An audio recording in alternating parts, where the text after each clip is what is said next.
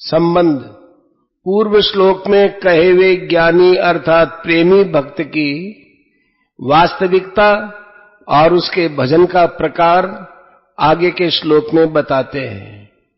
बहूनां जन्मनां अन्ते ज्ञानवान् मां प्रपद्यते वासुदेवः सर्वमिति स महात्मा सुदुर्लभः। बहुत जन्मों के अंतिम जन्म में अर्थात मनुष्य जन्म में सब कुछ परमात्मा ही है, इस प्रकार जो ज्ञानवान मेरे शरण होता है वह महात्मा अत्यंत दुर्लभ है। व्याख्या। बहुनाम जन्मनाम अन्ते, मनुष्य जन्म संपूर्ण जन्मों का अंतिम जन्म है। भगवान ने जीव को मनुष्य शरीर देकर उसे जन्म मरण के प्रवाह से अलग होकर अपनी प्राप्ति का पूरा अधिकार दिया है, परंतु यह मनुष्य भगवान को प्राप्त न करके राग के कारण फिर पुराने प्रवाह में अर्थात जन्म मरण के चक्र में चला जाता है। इसलिए भगवान कहते हैं अप्राप्य माम निवर्तन्ते मृत्यु संसार वर्तमनि, 9वें अध्याय का 3रा श्लोक, जहां भगवान आसुरी योनियों और नरकों के अधिकारियों का वर्णन करते हैं, वहां दुर्गुण दुराचारों के कारण भगवत प्राप्ति की संभावना न दिखने पर भी भगवान कहते हैं माम अप्राप्यैव कौन्तेय ततो यान्त्यधमां गतिम्, 16 का 20, अर्थात मुझे प्राप्त किए बिना ही ये प्राणी अधम गति को चले गए।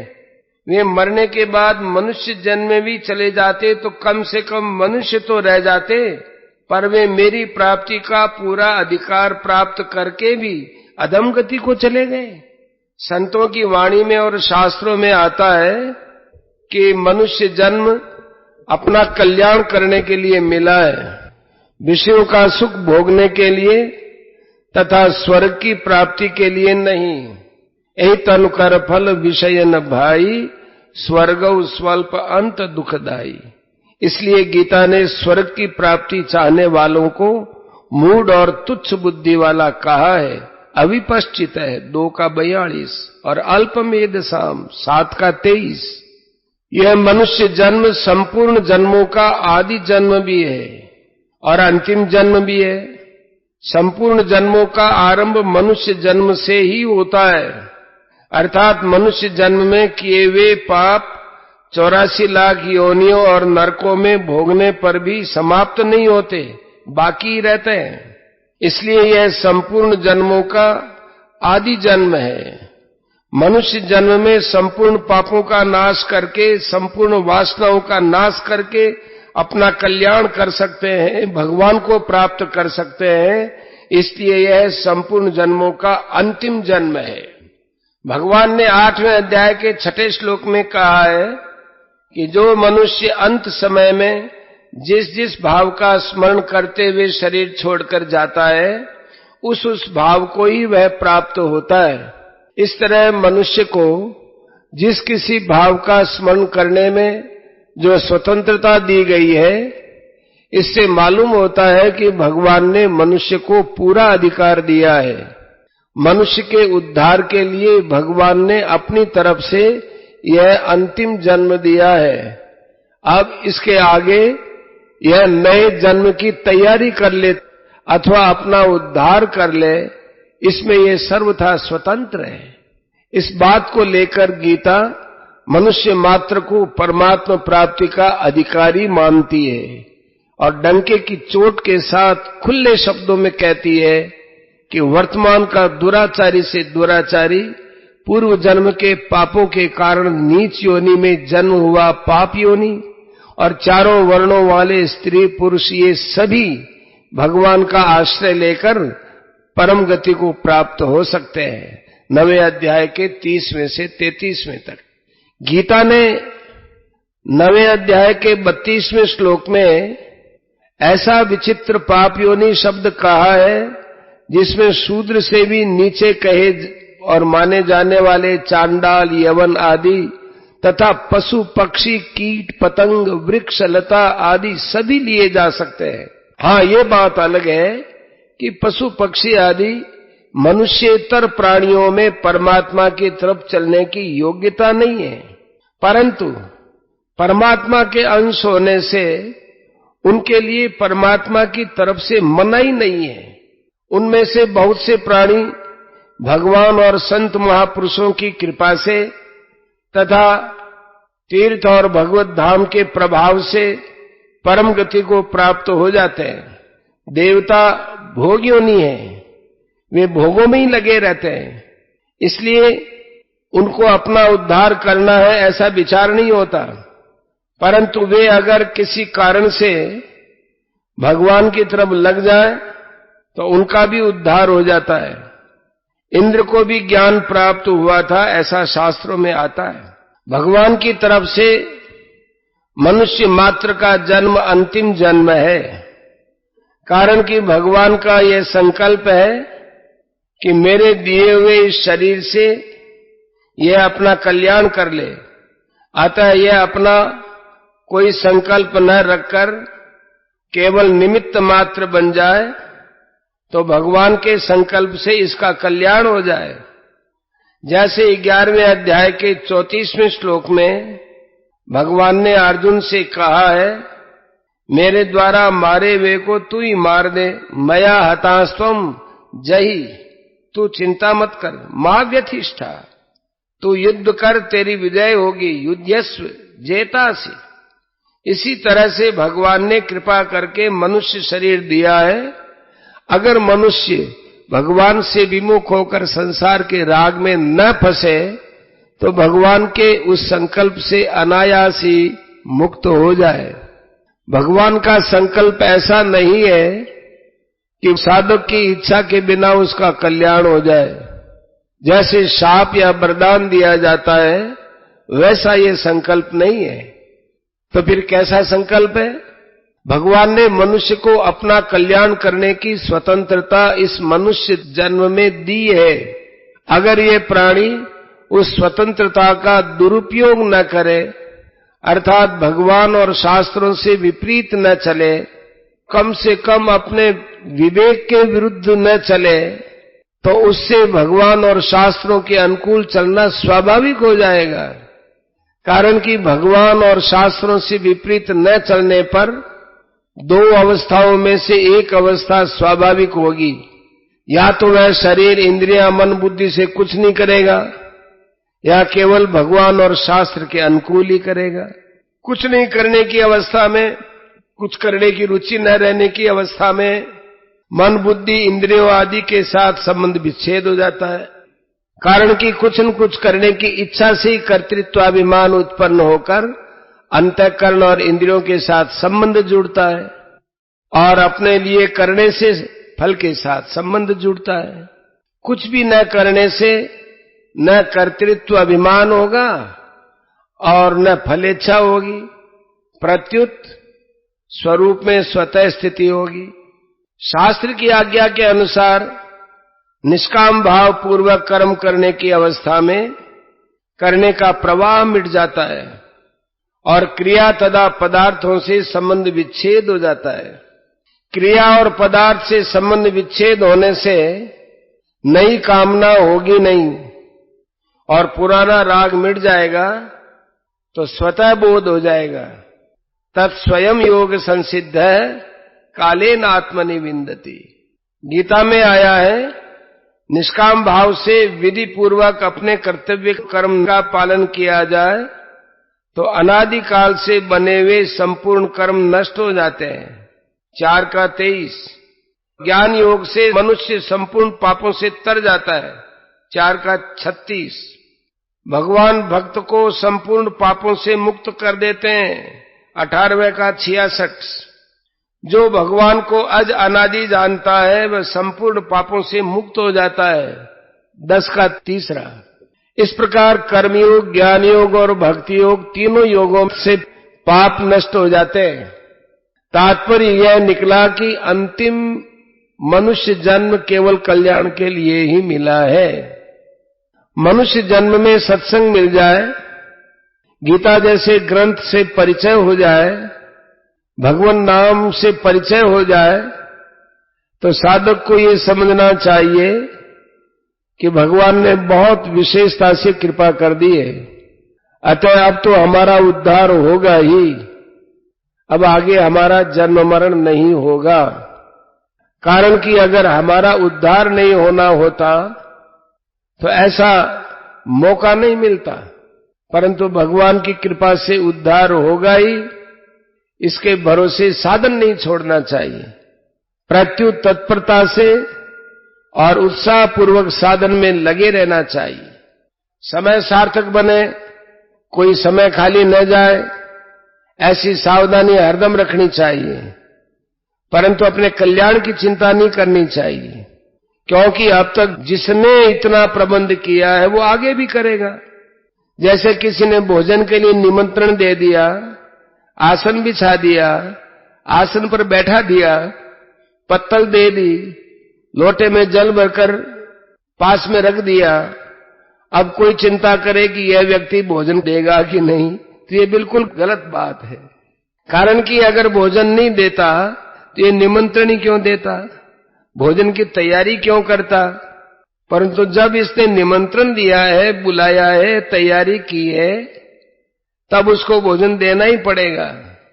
हम भोजन की चिंता क्यों करें। अब तो बस ज्यों-ज्यों भोजन के पदार्थ आए त्यों-त्यों उनको पाते जाए। ऐसे ही भगवान ने हमको मनुष्य शरीर दिया है और उद्धार की सब सामग्री सत्संग, भगवान नाम आदि जुटा दी है, तो हमारा उद्धार हो गए।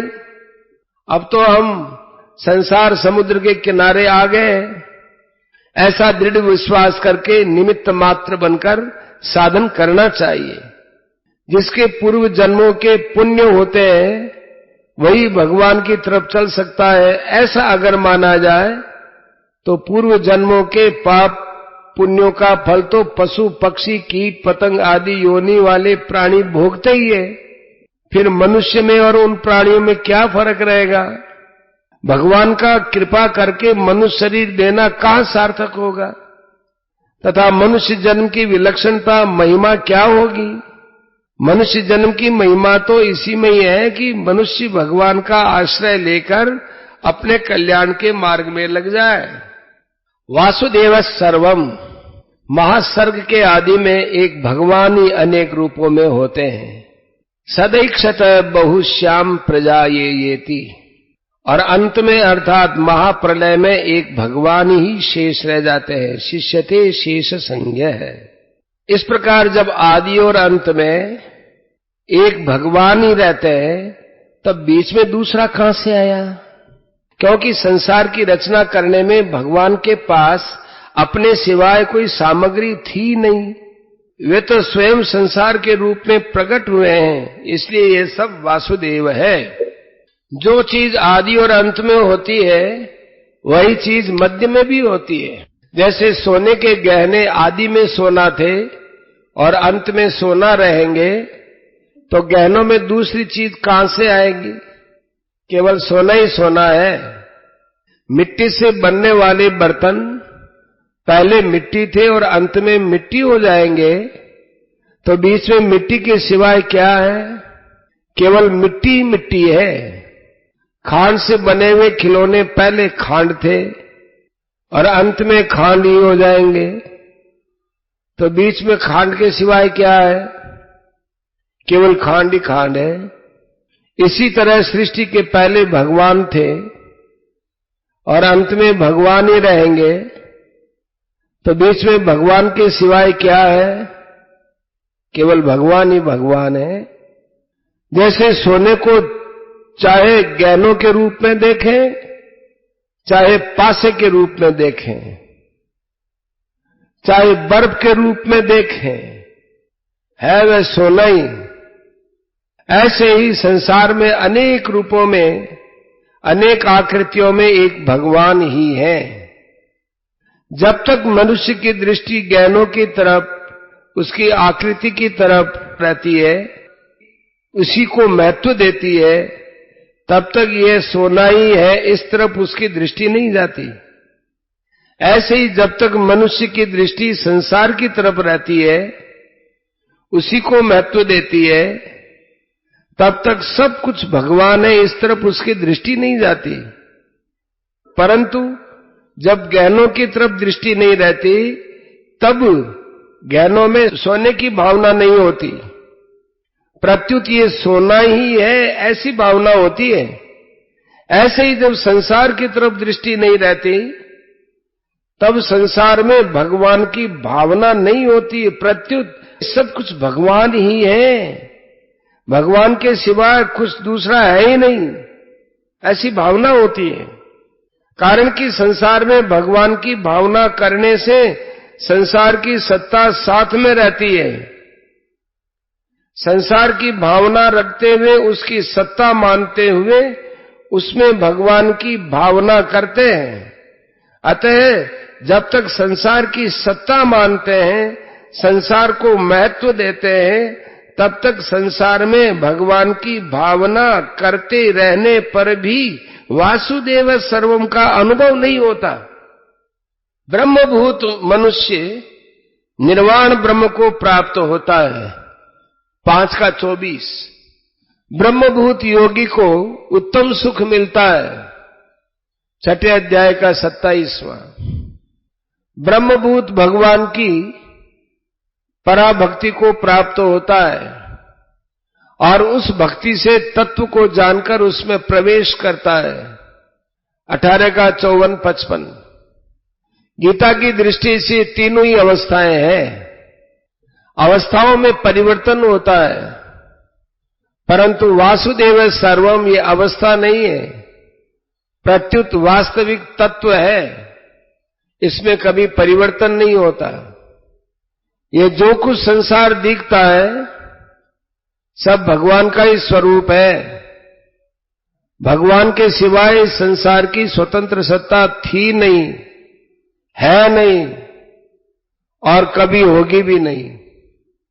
अतः देखने, सुनने और समझने में जो कुछ संसार आता है वह सब का सब भगवत स्वरूप ही है, भगवान की आज्ञा है। मनसा वचसा दृष्टिया गृह्यते नैरपि इंद्रियैः अहमेव न मत्तोऽन्यद् इति बुद्ध्यध्व मंजसा।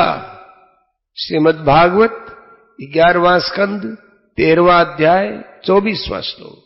मन से, वाणी से, दृष्टि से तथा अन्य इंद्रियों से भी जो कुछ ग्रहण किया जाता है वह सब मैं ही हूं, मुझसे भिन्न और कुछ नहीं है।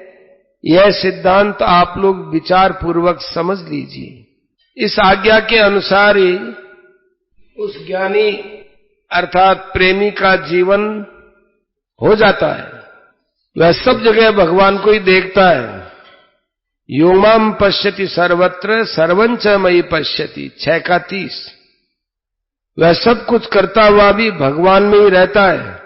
सर्वथा वर्तमानोपि स योगी मयि वर्तते 6:31 किसी को एक जगह भी अपनी प्रिय वस्तु मिल जाती है तो उसको बड़ी प्रसन्नता होती है।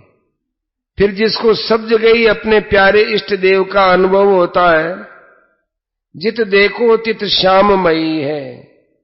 श्याम कुंज बन जमुना श्यामा, श्याम गगन घन घटा छई है। सब रंगन में श्याम भरो है, लोग कहती है बात नहीं है।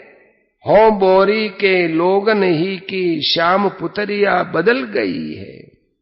चंद्र सार रवि सार श्याम है, मृगमद सार काम विजयी है।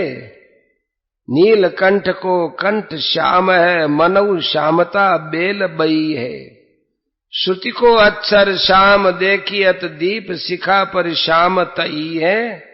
नर देवन की कौन कथा है, अलख ब्रह्म छवि श्याममयी है। उसकी प्रसन्नता का, आनंद का क्या ठिकाना। उस आनंद में विभोर होकर भगवान का प्रेमी भक्त कभी हंसता है, कभी रोता है, कभी नाचता है, तो कभी चुप होकर शांत हो जाता है। वाग्गद्गदा द्रवते यस्य चित्तम रुदत्यभीक्षणम हसति क्वचिच्च विलज्य उद्गायति नृत्यते च मद्भक्ति युक्तो भुवनम पुनाति। श्रीमद् भागवत। जिसकी वाणी मेरे नाम, गुण और लीला का वर्णन करती करती गदगद हो जाती है, जिसका चित्त मेरे रूप, गुण, प्रभाव और लीलाओं को याद करते करते द्रवित हो जाता है, जो बारंबार रोता रहता है, कभी कभी हंसने लग जाता है, कभी लज्जा छोड़कर ऊंचे स्वर से गाने लगता है, कभी नाचने लगता है, ऐसा मेरा भक्त सारे संसार को पवित्र कर देता है।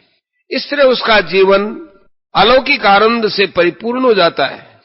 फिर उसके लिए कुछ भी करना, जानना और पाना बाकी नहीं रहता है, सर्वथा पूर्ण हो जाता है।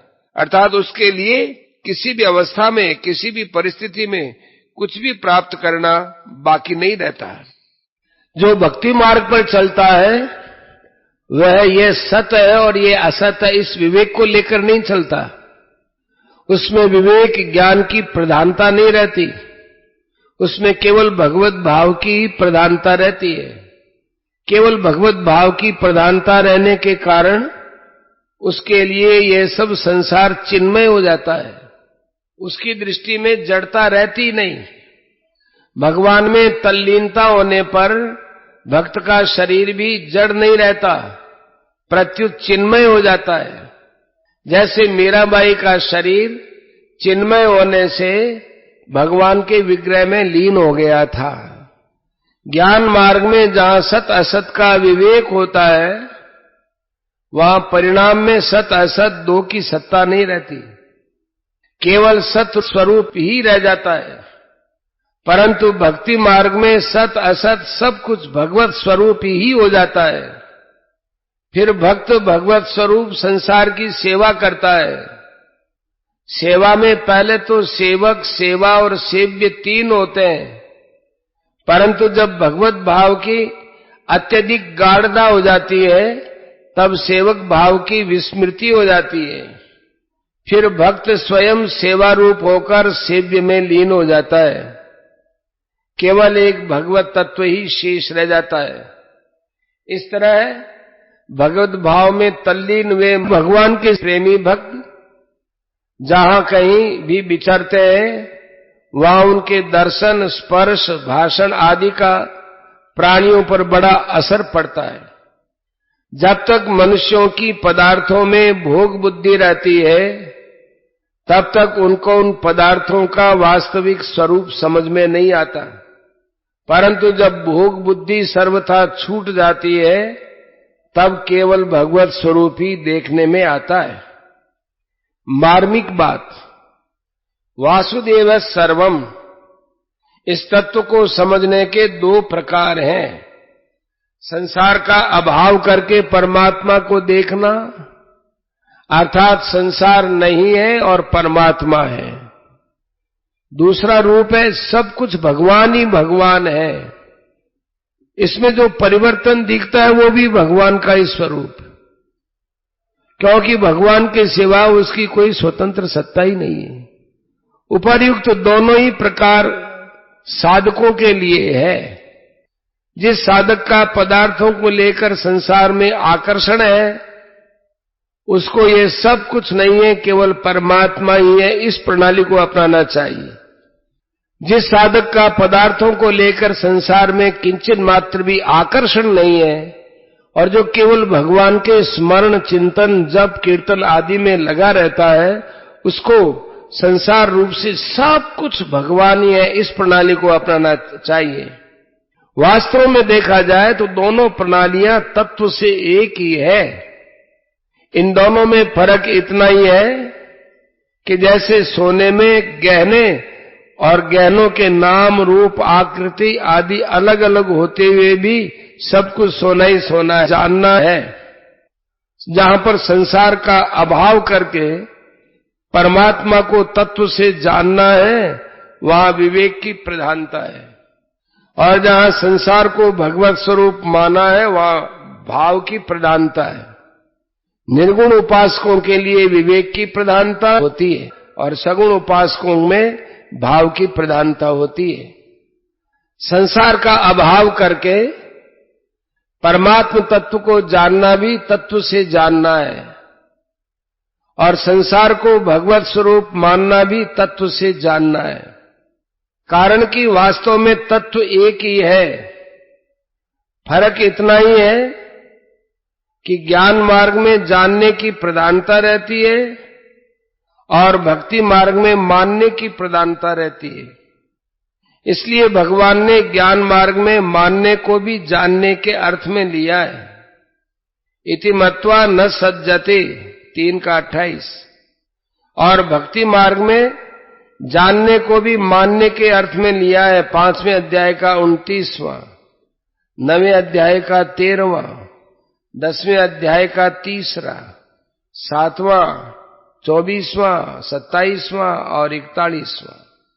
इसमें एक खास बात समझने की है कि परमात्मा को जानना और मानना दोनों ही ज्ञान है तथा संसार को सत्ता देकर संसार को जानना और मानना दोनों ही अज्ञान है। संसार को तत्व से जानने पर संसार की स्वतंत्र सत्ता का अभाव हो जाता है और परमात्मा को तत्व से जानने पर परमात्मा का अनुभव हो जाता है। ऐसे ही संसार भगवत स्वरूप है ऐसा दृढ़ता से मानने पर संसार की स्वतंत्र सत्ता का अभाव हो जाता है और फिर संसार रूप से न दिखकर भगवत स्वरूप दिखने लग जाता है। तात्पर्य है कि परमात्म तत्व का अनुभव होने पर जानना और मानना दोनों एक हो जाते हैं। इति ज्ञानवान माम प्रपद्यते, जो प्रतिक्षण बदलने वाले संसार की सत्ता को मानते हैं वे अज्ञानी हैं, मूढ़ हैं, परंतु जिनकी दृष्टि कभी न बदलने वाले भगवत तत्व की तरफ रहती है वे ज्ञानवान हैं, असम्मूढ़ हैं।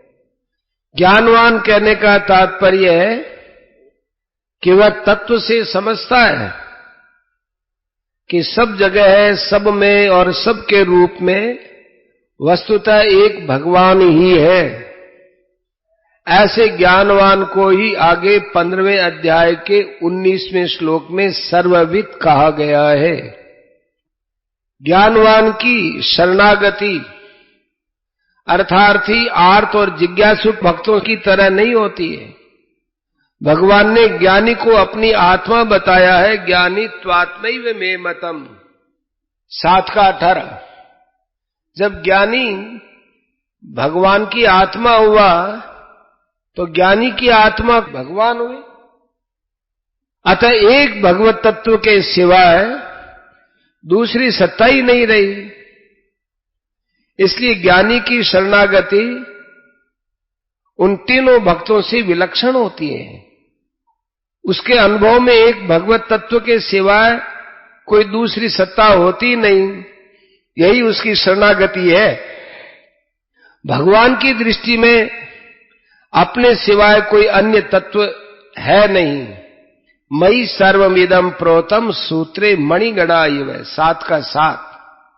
जैसे सूत की माला में मणियों की तरह सूत की गांठ लगा दी तो माला में सूत के सिवाय अन्य क्या रहा, केवल सूत ही सूत रहा। हाँ, दिखने में गांठें अलग दिखती हैं और धागा अलग दिखता है, परंतु तत्व से एक ही चीज है, सूत ही सूत है। ऐसे ही परमात्मा संसार में व्यापक दिखते हैं, परंतु तत्व से परमात्मा और संसार एक ही हैं। उनमें व्यापी व्यापक का भाव नहीं है। अतः सब कुछ एक वासुदेव ही है। ऐसा जिसको अनुभव होता है वह भी भगवत स्वरूप ही हुआ। भगवत स्वरूप हो जाना ही उसकी शरणागति है। स महात्मा सुदुर्लभ है। बहुत से मनुष्य तो हमें परमात्मा की प्राप्ति करनी है इस तरफ दृष्टि ही नहीं डालते और ऐसा चाहते भी नहीं। जो इस तरफ दृष्टि डालते हैं वे भी उत्कंठा पूर्वक अनन्य भाव से अपने जीवन को सफल करने में नहीं लगते, वे अपना कल्याण करने में लगते हैं। वे भी मूर्खता के कारण परमात्मा प्राप्ति से निराश होकर अपने असली अवसर को खो देते हैं, जिससे वे परम लाभ से वंचित रह जाते हैं। इसी अध्याय के 3 श्लोक में भगवान ने कहा है कि मनुष्यों में हजारों और हजारों में कोई एक मनुष्य वास्तविक सिद्धि के लिए यत्न करता है, और यत्न करने वाले उन सिद्धों में कोई एक मनुष्य ही सब कुछ वासुदेव ही है ऐसा तत्व से जानता है। ऐसा तत्व से जानने वाला महात्मा अत्यंत दुर्लभ है। इसका तात्पर्य यह नहीं है कि परमात्मा दुर्लभ है, प्रत्युत सच्चे हृदय से परमात्मा की प्राप्ति के लिए लगने वाले दुर्लभ है। सच्चे हृदय से परमात्मा की प्राप्ति के लिए लगने पर मनुष्य मात्र को परमात्मा की प्राप्ति हो सकती है, क्योंकि उनकी प्राप्ति के लिए ही मनुष्य शरीर मिला है। संसार में सब के सब मनुष्य धनी नहीं हो सकते।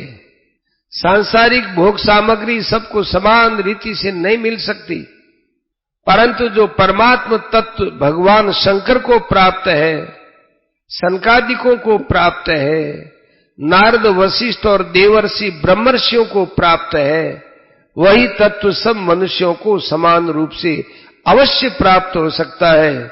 इसलिए मनुष्य को ऐसा दुर्लभ अवसर कभी खोना नहीं चाहिए।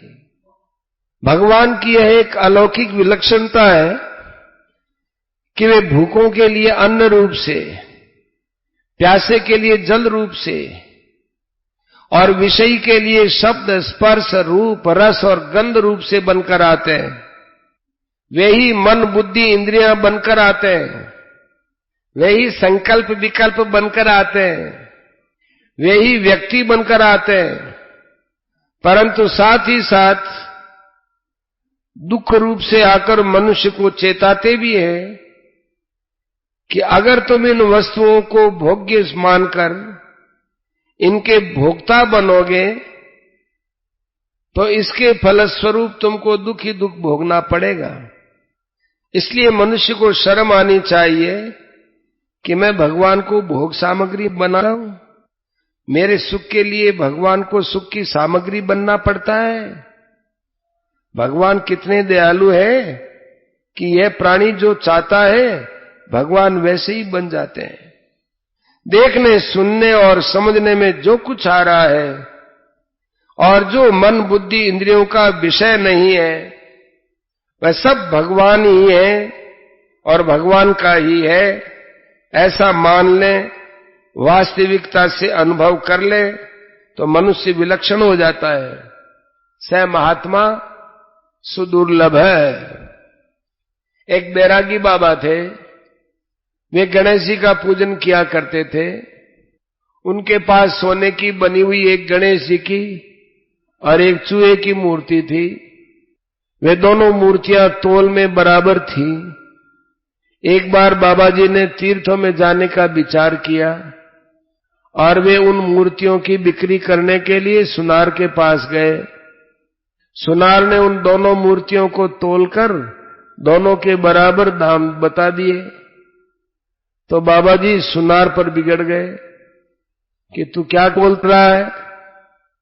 गणेश जी तो देवता है और चूहा उनका वाहन है, पर तू दोनों का बराबर मूल्य बता रहा है, यह कैसे हो सकता है? सुनार बोला कि बाबा जी, मैं गणेश और चूहे को नहीं खरीदता हूं, मैं तो सोना खरीदता हूं। सोने का जितना वजन होगा उसी के अनुसार उसका मूल्य होगा। अगर सुनार गणेश और चूहे को देखेगा तो उसको सोना नहीं दिखेगा, अगर सोने को देखेगा तो उसको गणेश और चूहा नहीं दिखेगा। परंतु सुनार न गणेश को देखता है न चूहे को, वह तो केवल सोने को देखता है। ऐसे भगवान के साथ अभिन्न हुआ महात्मा संसार को नहीं देखता है, वह तो केवल भगवान को ही देखता है। कोई एक संत रास्ते में चलते चलते किसी के खेत में लघु शंका करने बैठ गए। उस खेत के मालिक ने उनको देखा तो मतीरा माने तरबूजा चुराने वाला यही आदमी है, ऐसा समझकर पीछे आकर उसके सिर पर लट्ठी मार दी। फिर देखा कि ये तो बाबा जी है, अतः हाथ जोड़कर बोला, महाराज मैंने आपको पहचाना नहीं और चोर समझकर लाठी मार दी, इसलिए महाराज मुझे माफ कर दो। संत ने कहा, माफ क्या करना, तूने मुझे तो मारा नहीं, तूने तो चोर को मारा है। उसने कहा, महाराज अब क्या करूं? संत ने कहा, जैसी तेरी मर्जी हो वैसा कर। उसने संत को बैलगाड़ी में ले जाकर अस्पताल में भर्ती करा दिया। वहां मलहम पट्टी करने के बाद एक आदमी दूध लेकर आया, बोला, मारा दूध पी लो। संत ने कहा, तू बड़ा चालाक और होशियार है, तेरे बड़े विचित्र विचित्र रूप है, तू विचित्र विचित्र लीलाएं करता है। पहले तो तूने लाठी से मारा और अब कहता है दूध पी लो। उधर वो आदमी डर गया, वो कहने लगा, बाबा जी मैंने नहीं मारा। संत बोले, बिल्कुल झूठी बात है, मैं पहचानता हूं, तू ही था, तू ही मारा है, तेरे सिवा और कौन आए, कहां से आए, कैसे आए? पहले तो मारा लाठी से, अब आया दूध पिलाने। मैं दूध पी लूंगा, पर देख था तो तू ही। इस तरह बाबा जी तो अपनी वासुदेव सर्वम वाली भाषा में बोल रहे थे और वह सोच रहा था कि बाबा जी कहीं हमको फंसा न दे। तात्पर्य यह है कि संत केवल भगवान को ही देखते हैं कि लाठी मारने वाला, मरहम पट्टी करने वाला, दूध पिलाने वाला सब वही है। महात्माओं की महिमा, जहां संत महात्माओं का वर्णन आता है वहां कहा गया है, पहला, जो ऊंचे दर्जे के तत्वज्ञ जीवन मुक्त महापुरुष होते हैं वे अभिन्न भाव और अखंड रूप से केवल अपने स्वरूप में अथवा भगवत तत्व में स्थित रहते हैं। उनके जीवन से, उनके दर्शन से, उनके चिंतन से, उनके शरीर का स्पर्श की हुई वायु के स्पर्श से जीवों का कल्याण होता रहता है।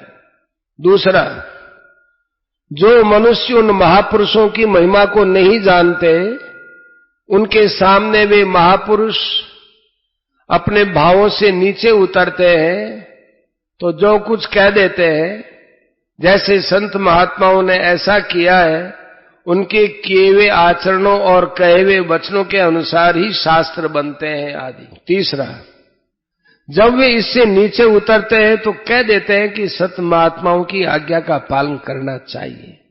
चौथा, जिनसे उपर्युक्त बातों का पालन नहीं होता उन साधकों के सामने वे स्वयं ऐसा विधान कर देते हैं कि ऐसा करना चाहिए, ऐसा नहीं करना चाहिए।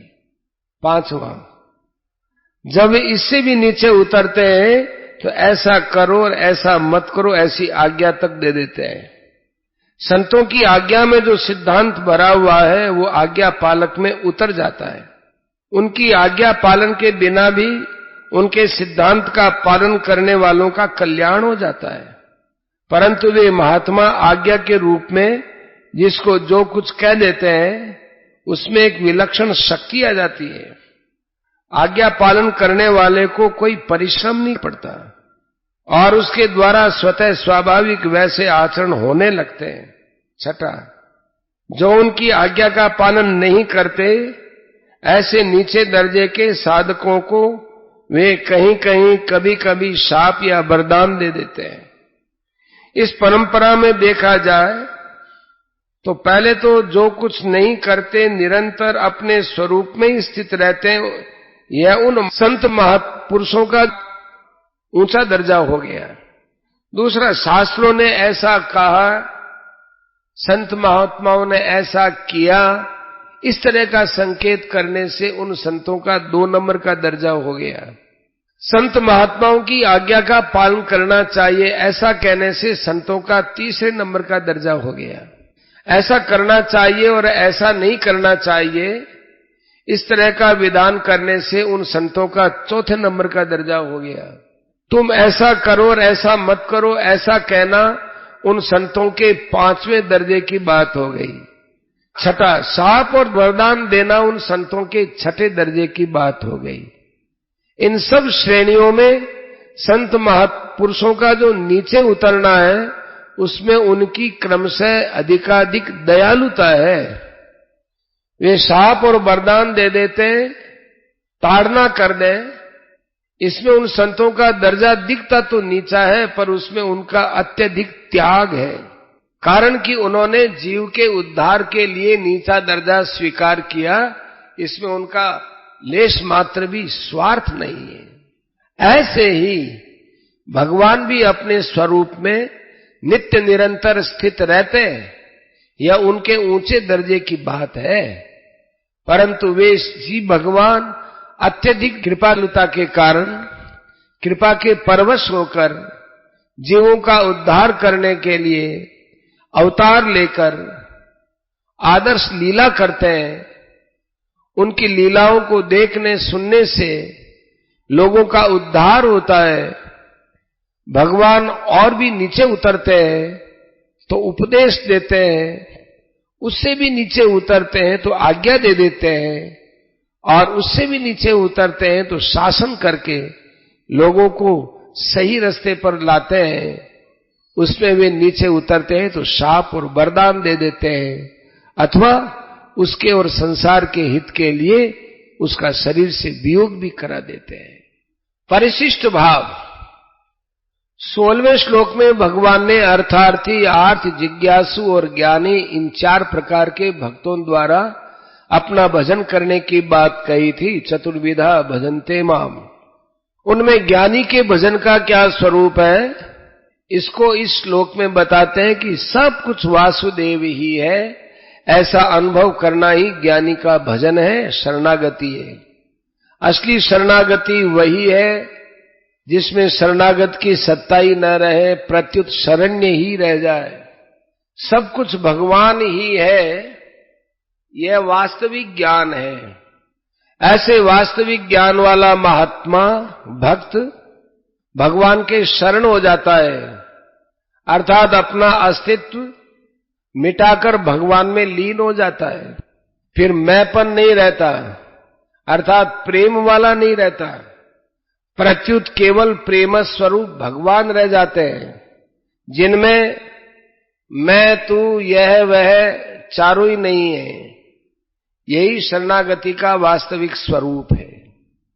महात्मा शब्द का अर्थ है महान आत्मा, अर्थात अहम भाव, व्यक्तित्व, एक देशीयता से सर्वथा रहित आत्मा, जिसमें अहम भाव, व्यक्तित्व, एक देशीयता है। यहाँ वासुदेव पद पुल्लिंग में आया है, अतः यहाँ वासुदेव सर्व पद देना चाहिए, परंतु यहाँ सर्व पद न देकर सर्वम पद दिया गया है, जो नपुंसकलिंग में है। अगर तीनों लिंगों सर्व, सर्वा और सर्वम का एक शेष किया जाए तो नपुंसक लिंग ही शेष रहता है। नपुंसक लिंग के अंतर्गत तीनों लिंग आ जाते हैं। अतः सर्वम पद में स्त्री, पुरुष और नपुंसक सबका समाहार हो जाता है। गीता में जगत, जीव और परमात्मा, इन तीनों के लिए पुल्लिंग, स्त्रीलिंग और नपुंसकलिंग तीनों ही लिंगों का प्रयोग हुआ है। इसमें यह तात्पर्य निकलता है कि जगत, जीव और परमात्मा ये तीनों ही सर्वम शब्द के अंतर्गत है। अतः तीनों लिंगों से कही जाने वाली सब की सब वस्तुएं, व्यक्ति, परिस्थितियां आदि परमात्मा ही है। वासुदेव सर्वम, इसमें सर्वम तो असत है और वासुदेव सत है। असत का भाव विद्यमान नहीं है और सत का अभाव विद्यमान नहीं है। ना सतो विद्यते भावो, ना भावो विद्यते सत, 2 का 16वां। तात्पर्य है कि सत ही सत है, असत है ही नहीं। वासुदेव ही वासुदेव है, सर्वम है ही नहीं। परंतु कहने सुनने पढ़ने वाले साधकों की दृष्टि में सर्वम रहता है, अर्थात संसार रहता है। इसलिए भगवान सर्वम की धारणा मिटाने के लिए वासुदेव सर्वम कहते हैं। कर्म योगी, ज्ञान योगी, ध्यान योगी, लय योगी, हठ योगी, राज योगी, मंत्र योगी, अनासक्त योगी आदि अनेक प्रकार के योगी हैं जिनका शास्त्रों में वर्णन हुआ है, पर उनको भगवान अत्यंत दुर्लभ नहीं बताते हैं। प्रत्युत सब कुछ वासुदेव ही है, इसका अनुभव करने वाले महात्मा को ही अत्यंत दुर्लभ बताते हैं। भगवान संपूर्ण संसार के बीज हैं। यच्चापि सर्वभूतानाम बीजम तद अहम अर्जुन है 10 का 39। बीजम माम सर्वभूतानाम विद्धि पार्थ सनातनम 7 का 10। बीज से जितनी चीजें पैदा होती हैं वे सब बीज रूपी होती हैं। जैसे गेहूं से पैदा होने वाली खेती को भी गेहूं ही कहते हैं।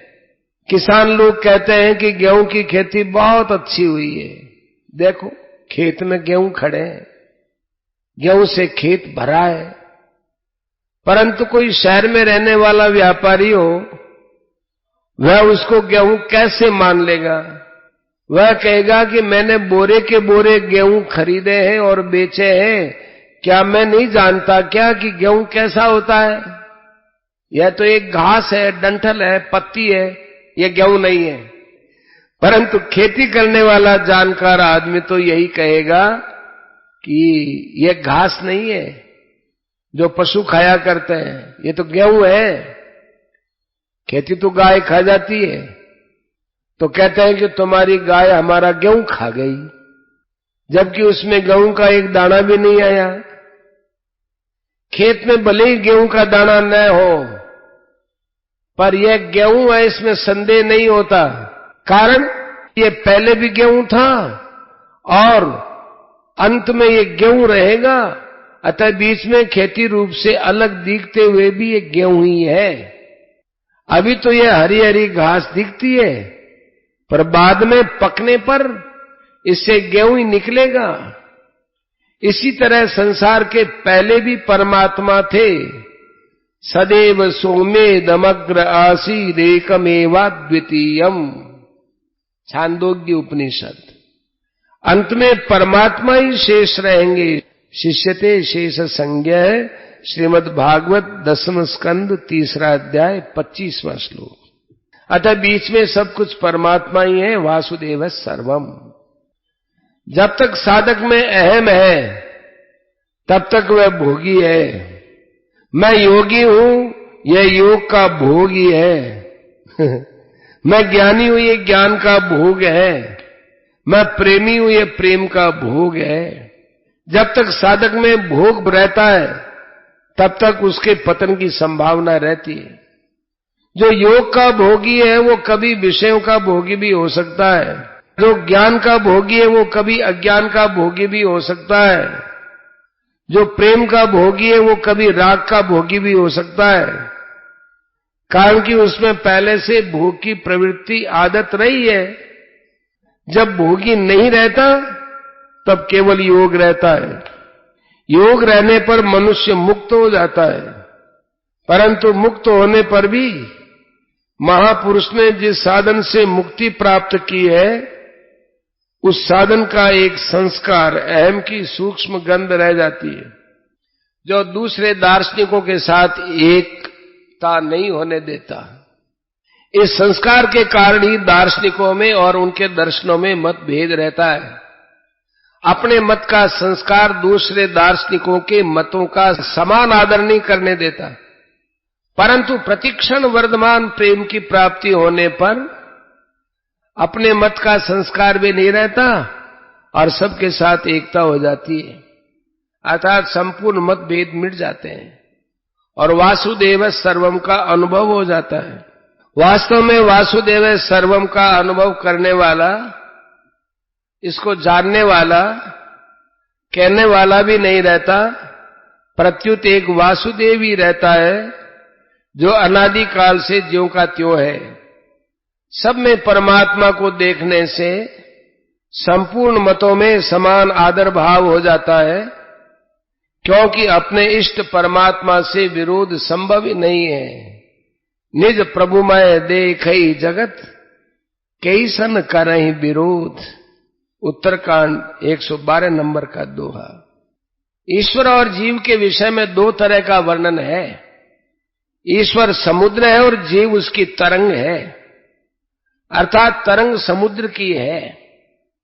और दूसरा, जीव समुद्र है और ईश्वर उसकी तरंग है, अर्थात समुद्र तरंग का है।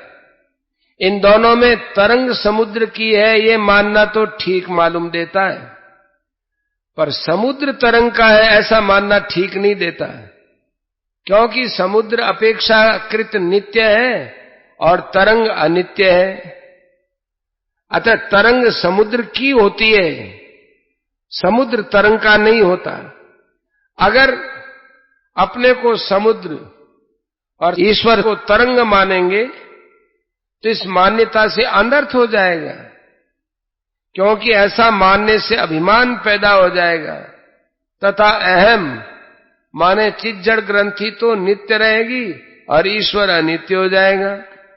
कारण कि जीव में अनादि काल से अहम का अभ्यास पड़ा हुआ है। अतः जहां स्वरूप को अहम कहेंगे वहां वही अहम आएगा जो अनादि काल से है। उस अहम के मिटने से ही मुक्ति होती है। उपर्युक्त दोनों बातों के सिवाय तीसरी एक विलक्षण बात है कि जल तत्व में न समुद्र है न तरंग है, अर्थात वहां समुद्र और तरंग का भेद नहीं है। यही वास्तविक बात है। समुद्र और तरंग तो सापेक्ष है, पर जल तत्व निरपेक्ष है। जैसे जल तत्व में समुद्र, नदी, वर्षा, ओस, कोहरा, भाप, बादल आदि सब कुछ मिटकर एक हो जाते हैं, ऐसे ही वासुदेव सर्वम में सभी साधन योग मार्ग मिटकर एक वासुदेव रूप हो जाते हैं। जैसे जल तत्व में कोई भेद नहीं है, ऐसे ही वासुदेव सर्वम में कोई भेद नहीं है। मतभेद से असंतोष होता है, पर वासुदेव सर्वम में कोई मतभेद न होने से सबको सर्वथा संतोष हो जाता है। वासुदेव सर्वम में न योगी है, न ज्ञानी है, न प्रेमी है। इसलिए इसका अनुभव करने वाला महात्मा अत्यंत दुर्लभ है। एक ही जल बर्फ, कोहरा, बादल, ओला, वर्षा, नदी, तालाब, समुद्र आदि अनेक रूपों में हो जाता है। कढ़ाई में बर्फ डालकर उसको अग्नि पर रखा जाए तो बर्फ पिघलकर पानी हो जाएगी, फिर पानी भी भाप हो जाएगा और भाप परमाणु होकर निराकार हो जाएगा। जल ही कोरा रूप से होता है, वही बादल रूप से होता है, वही निराकार रूप से होता है, वही बर्फ रूप से होता है, वही ओला रूप से होता है, वही वर्षा रूप होकर पृथ्वी पर बरसता है, वही नदी रूप से होकर बहता है, वही समुद्र रूप से होता है। अनेक रूप से होने पर भी तत्व से जल एक ही रहता है। इसी तरह एक ही भगवान अनेक रूप बन जाते हैं। जैसे जल ठंडक से जमकर बर्फ हो जाता है और गर्मी से पिघलकर तथा भाप बनकर परमाणु रूप हो जाता है, ऐसे ही अज्ञान रूपी ठंडक से भगवान स्थूल तथा जड़ संसार रूप से दिखते हैं और ज्ञान रूपी अग्नि से सूक्ष्म तथा चेतन वासुदेव रूप से दिखते हैं। जल चाहे बर्फ रूप से दिखे और चाहे भाप, बादल आदि रूप से दिखे, है वह जल ही, जल के सिवा कुछ नहीं है। ऐसे ही भगवान चाहे संसार रूप से दिखे चाहे अन्य रूप से दिखे, है भगवान ही, भगवान के सिवाय और कुछ नहीं है। साधक से एक गलती होती है कि वह अपने को अलग रखकर संसार को भगवत स्वरूप देखने की चेष्टा करता है, अर्थात वासुदेव सर्वम को अपनी बुद्धि का विषय बनाता है। वास्तव में दिखने वाला संसार ही भगवत स्वरूप नहीं है, प्रत्युत देखने वाला भी भगवत स्वरूप है। सकल मिदमहं च वासुदेव, विष्णु पुराण 3 स्कंद 7वां अध्याय 32वां श्लोक। अतः साधक को ऐसा मानना चाहिए कि अपनी देह सहित सब कुछ भगवान है अर्थात शरीर भी भगवत स्वरूप, इंद्रियां भी भगवत स्वरूप, मन भी भगवत स्वरूप, बुद्धि भी भगवत स्वरूप, प्राण भी भगवत स्वरूप और अहम मन मेपन भी भगवत स्वरूप, सब कुछ भगवान ही है। इसको मानने के लिए साधक को बुद्धि से जोर नहीं लगाना चाहिए, प्रत्युत सहजता में ऐसा है, ऐसा स्वीकार करना चाहिए। सर्वम ब्रह्मात्मकम तस्य विद्यया आत्ममनीषया परिपश्यन् उपरमेत सर्वतो मुक्त संशय है। श्रीमद् भागवत एकादश स्कंद 29वां अध्याय 18वां श्लोक। जब सब कुछ भगवान ही है ऐसा निश्चय हो जाए, तब साधक इस अध्यात्म विद्या के द्वारा सब प्रकार से संशय रहित होकर सब जगह भगवान को भली भांति देखता हुआ उपराम हो जाए, अर्थात सब कुछ भगवान ही है यह चिंतन भी न रहे, प्रत्युत साक्षात भगवान ही दिखने लगे। तात्पर्य है कि सब कुछ भगवान ही है इस भाव से उपराम हो जाए, अर्थात न दृष्टा रहे न दृश्य रहे और न दर्शन ही रहे, केवल भगवान ही रहे। वासुदेव सर्वम का अनुभव अनेक दृष्टियों से हो सकता है। जैसे क्रिया, पदार्थ और व्यक्ति का तो आदि और अंत होता है, पर सत्ता निरंतर ज्यों की त्यों रहती है। इसलिए मनुष्य मात्र को क्रिया, पदार्थ और व्यक्ति के अभाव का तो अनुभव होता है, पर अपनी सत्ता के अभाव का अनुभव कभी नहीं होता, किसी को भी नहीं होता। इस नित्य निरंतर रहने वाली सत्ता का अनुभव होना विवेक की दृष्टि से वासुदेव सर्वम है। दूसरा, सृष्टि से पहले भी भगवान थे, पीछे भी भगवान रहेंगे, बीच में भी भगवान के सिवाय दूसरा कैसे आ सकता है? इस युक्ति की दृष्टि से वासुदेव सर्वम है। मेरे तो एक भगवान ही है, भगवान के सिवा मेरा कोई है ही नहीं, और कोई है तो होगा, हमें उससे क्या मतलब? यह सीधे सरल विश्वासी साधक की दृष्टि से वासुदेव सर्वम है। जैसे ब्रज में एक साधु कुएं पर किसी से बातें कर रहा था कि ब्रह्म ऐसा होता है, जीव ऐसा होता है, आदि आदि। वहां जल भरने के लिए आई एक गोपी ने ये बातें सुनी, तो उसने दूसरी गोपी से पूछा, अरे वीर, ये ब्रह्म जीवादि क्या होते हैं?